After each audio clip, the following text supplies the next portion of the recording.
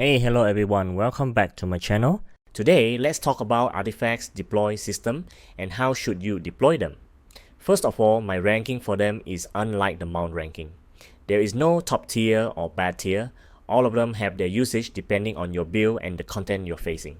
Now let's compare their damage to see which one would be more useful for damage dealing.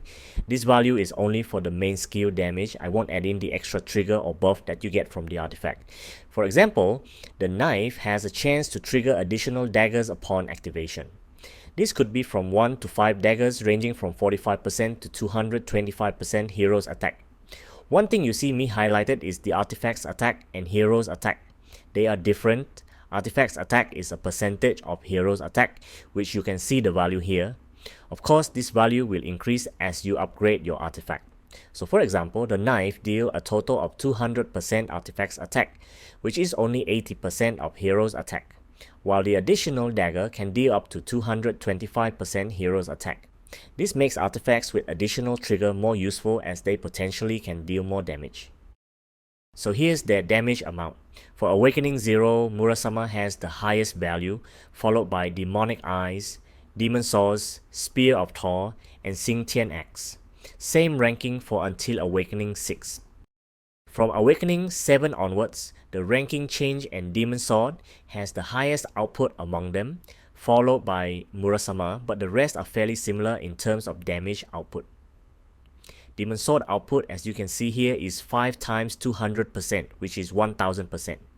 On top of that, we have chance for additional light spear trigger and also a HP percent damage as well. This allows for a quick burst of damage, which is why many are using them as first turn in PvP. So beside from the damage, the artifacts give you certain buff as well. Some of them buff based on your build, like the Murasama and Demon Sword mainly buff the counter build. Heaven Mark buff the sword chai damage, which is good for Sky Splitter build. Xingtian Axe buff burn damage, and the knife, even though don't buff anything, will trigger additional daggers, which could be useful for Whisperer build. On top of that, if you don't have dagger skill, you can pair the knife with this gem for additional attack buff. We also have other buffs that are more universal. I will focus only on the main useful buff for the artifact. I won't go into details for other buff. The Demonic Eyes at Awakening 4 gives you 80% bonus damage. The Pangu main effect is that it can stun the mount. The Spear of Thor can increase damage reduction, and the Oath can increase you damage out. The 80% increase from Demonic Eyes is really good, so better to time it well with your highest damage turn to maximize the buff. Now, let's talk about setup. As mentioned, you can have various setup based on the content and build. For story or raid or PvE in general, you can use this setup. Start with Spear of Thor for the damage reduction to survive and stack up your buff.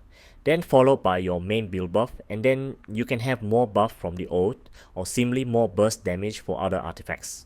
Here is an example of a SS build for story. But if you're going full damage, you can consider another setup like this. I also use this full damage setup for seal or guild boss. For dungeon die, I want to burst down the enemy faster, so I do put the Demonic Eyes in slot 1.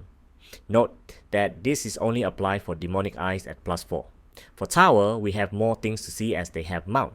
So if you're going seconds, consider to put Pangu in slot 1 for the mount stun. Mount stun means you take less attack from the enemy. Then follow up with your damage setup. If you go first, you can use the same setup or change to a burst build to quickly kill the mount. Here is my sample. For PvP, there are various builds. Common setup, you would see Pangu or Spear of Thor at slot 1. Turn 1 usually are the turn that lots of attack got trigger, so either get more damage reduction or disable the mouse would be helpful for your survival. Then you can bring out your damage output. For those with plus 10 Demon Sword, this could be a good option for quick burst at turn 1. Okay, so that's all for today's video everyone. I hope the content I'm sharing is helpful for you. If you like it, please leave the like and subscribe. Comment below if you have any questions, and I'll see you in the next video. Bye bye.